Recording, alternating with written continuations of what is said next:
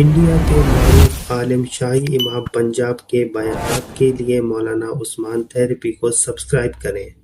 جو دعا بغیر توجہ کے مانگی جائے وہ رد کر دی جاتی ہے، جو دعا یقین کے ساتھ مانگی جائے وہ تو قبول ہوتی ہے، یقیناً ہوتی ہے، لیکن جس دعا میں ترائی کی جائے وہ رد کر دی جاتی ہے۔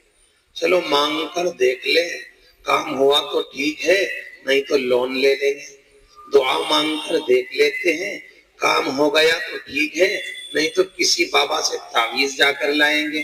یقین کے ساتھ مانگو گے تو یقیناً ملے گا، یقین کے ساتھ مانگیں گے تو یقیناً ملے گا، محبت کے ساتھ مانگیں گے تو یقیناً ملے گا۔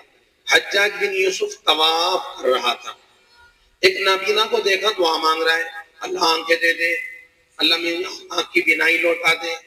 حجاج نے تھوڑی دیر کھڑے ہو کر سنا اور کہا کہ میں طواف کرنے آیا ہوں، اگر طواف کے اختتام تک، طواف کے پورا ہونے تک تجھے آنکھیں نہ ملی تو میں تیری گردن اڑاؤں گا۔ اس نے اب رونا شروع کیا، اللہ دے دے، میرے اللہ دے دے، میرے اللہ دے دے۔ لکھا ہے ایک عالم دین نے، حجاج طواف سے فارغ ہوا تو آنکھیں مل چکی تھی۔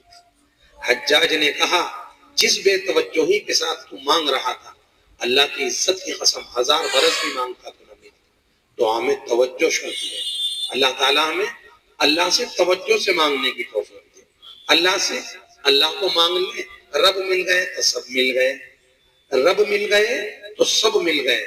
ہمیں اللہ سے اللہ کو مانگنا ہے، اللہ سے اللہ کی محبت کو مانگنا ہے، اللہ سے اللہ کے تعلق کو مانگنا ہے، اللہ کے خزانوں کے یقین کو مانگنا ہے۔ اللہ ہمیں اللہ سے اللہ کو مانگنے کی توفیق دے۔ ایک صحابی دعا کر رہے تھے، اے اللہ میں تجھ سے تجھی کا سوال کرتا ہوں، اللہم انی اسألک اللہ، اللہ میں تجھ سے تجھی کو مانگتا ہوں، اللہ میں تجھ سے تجھی کو مانگتا ہوں۔ حضرت عمر رضی اللہ تعالیٰ عنہ کے پوتے حضرت سالم طواف فرما رہے تھے، غسان کے بادشاہ نے آ کر سلام کیا، آپ نے جواب دیا۔ غسان کے بادشاہ نے کہا میرے لائق کوئی خدمت؟ فرمایا طواف کے دوران باتیں نہیں کرتے۔ شاہ غسان خاموش ہو گئے، غسان کے بادشاہ خاموش ہو گئے۔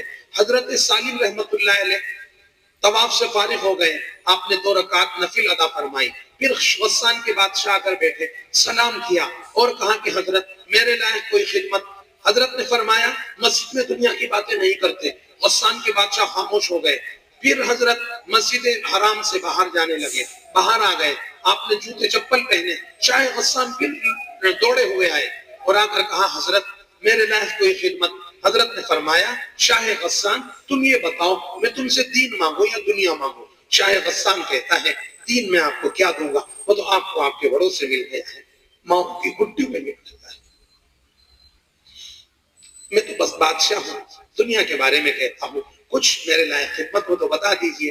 آپ نے بیت اللہ شریف کی طرف کر کے اشارہ کر کے فرمایا رب کعبہ کی قسم دنیا کو کبھی دنیا بنانے والے سے نہیں مانگی۔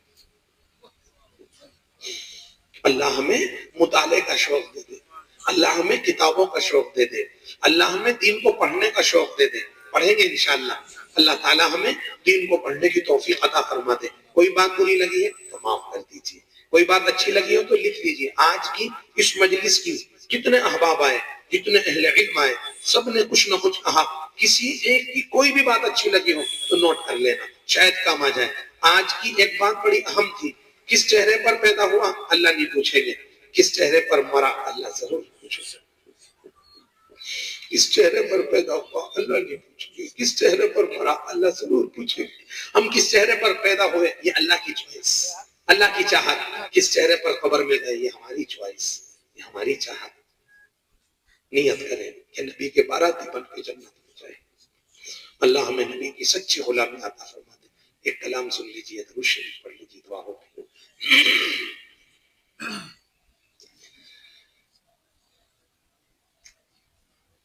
سارے عالم کا رہبر مدینے میں ہے، سارے نبیوں کا افسر مدینے میں ہے، سارے ولیوں میں اول مدینے میں ہے، عرش اعظم سے افضل مدینے میں ہے، سارے عالم کو جس سے ہدایت ملی، ایسے پاور کا ٹاور مدینے میں ہے، ایسے پاور کا ٹاور مدینے